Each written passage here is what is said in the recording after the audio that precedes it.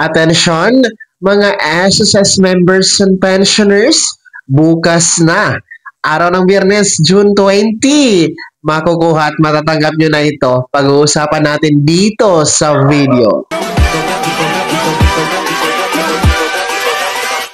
Hold up.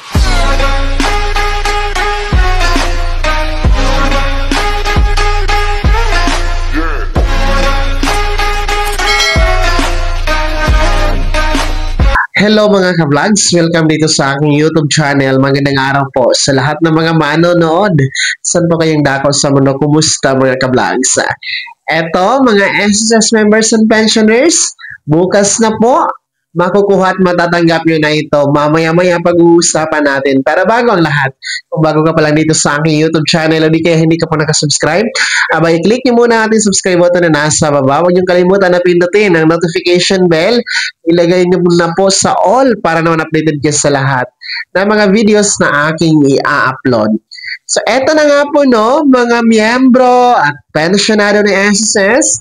Bukas na po, araw ng Biyernes, June 20, 2025, magaganap na po ang 6th episode ng SSS Eskwela Free Webinar. Yes, bukas na ito kung saan dalawang topics po ang inyong makukuha at matatanggap. Una po ay ang Housing Disposal Asset Program and pangalawa po ay ang revised guidelines for SSS salary loan mga ka-vlogs. So, this is free. Libre lamang ito, walang bayad, open po para sa lahat. No? Actually, maging sa mga hindi miyembro at gusto magpa-miyembro, pwede dito. Kung interesado po kayo, scan nyo po ang QR code na nasa screen ninyo. Ayan po. And i-input nyo lang po ang inyong personal details na hinihingi po dyan sa registration form para mapasama kayo sa attendance bukas para sa 6th episode ng SSS Eskwela Webinar mga ka-vlogs. Magsisimula to bukas sa alas 8:30 ng umaga hanggang alas 12 ng tanghali. So online lamang ito via Zoom. Kaya maganda ito dahil kahit may mga ginagawa kayo, nasa biyahe, nasa trabaho, no? May negosyo, mag-headset lamang kayo, no? Makikinig lamang po kayo para matutunan niyo po ang dalawang topics na makukuha bukas. Ulitin ko, una ay ang Housing Asset Disposal Program. Pangalawa ay ang Revised Guidelines for SSS Salary Loan. Napakagandang webinar ito. Episode 6 na po ito dahil matutunan po natin ang mga iba't ibang serbisyo at benepisyo na makukuha po sa pagiging miyembro at pensionado sa SSS. Kaya ulitin ko, huwag kalimutan sa mga interesado po, no, inanyayahan po namin kayo, kasama po natin ang SSS sa paanyaya na mag-join po sa 6th episode ng SSS Eskwela Webinar bukas po. No? Scan the QR code.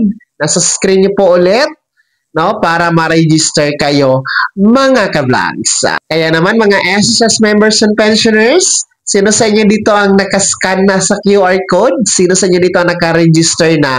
At sino sa inyo dito ang naka-experience na sumali sa mga episode ng free webinar ng SSS Eskwela? Ano po ang inyong mga natutunan? Meron po ba? Ayan, i-comment nyo po sa comment section na nasa baba. Pakilakip ng buong pangalan at kung taga saan kayo. Bago ako magtapos sa video na to, kung gusto nyo po sumuporta sa aking YouTube channel, maaari nyo pong i-click ang ating support thanks button na nasa baba. Sa mga gusto maging miyembro, pwede po, i-click nyo po ating join button.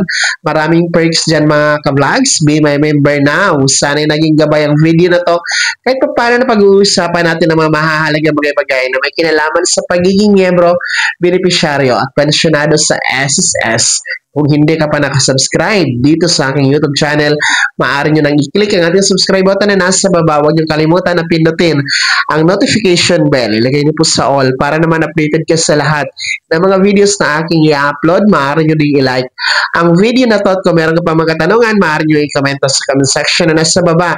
Paki-follow na din po ang aking official Facebook page na nasa screen nyo. Muli po ako si Daniel Timpawa na nagsasabing dito sa aking YouTube channel, pawang katotohanan at lahat totoo lamang.